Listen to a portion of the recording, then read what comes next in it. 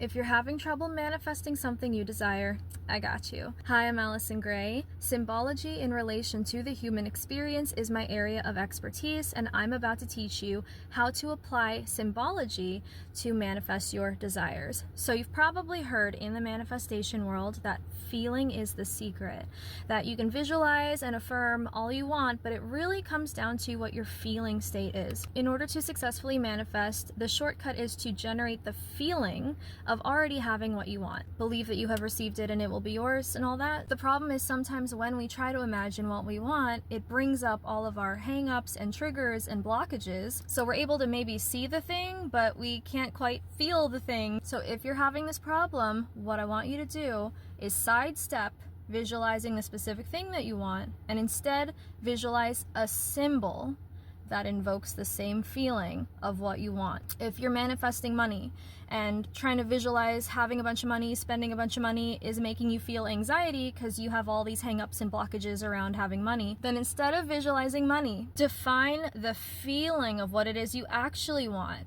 Let's say freedom. You want the freedom to do whatever you want, go wherever you want, whenever you want. Once you've defined the feeling, next step is to find some sort of symbolic representation of that feeling that is not money. Okay? Find a different symbol of that feeling. It could be an animal, it could be a shape, it could be a scene in nature.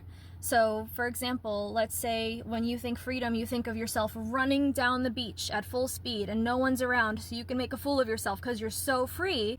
The same kind of freedom you want from money, that's going to be your symbol. Now meditate daily on that image of running down the beach, feeling super free. I promise you the money will come because you've kind of Trojan horsed the feeling into your psyche without actually having to confront money as an image in your mind. I learned this recently because for the longest time I was having a really hard time manifesting a partner.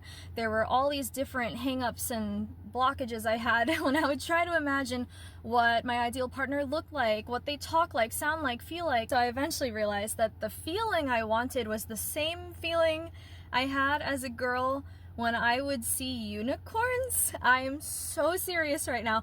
I realized I wanted the same magic and wonder and awe of beholding a unicorn. So I started meditating on unicorns. I put up photos of unicorns in my room and on and on. Fast forward a few months and let's just say unicorns are very, very real.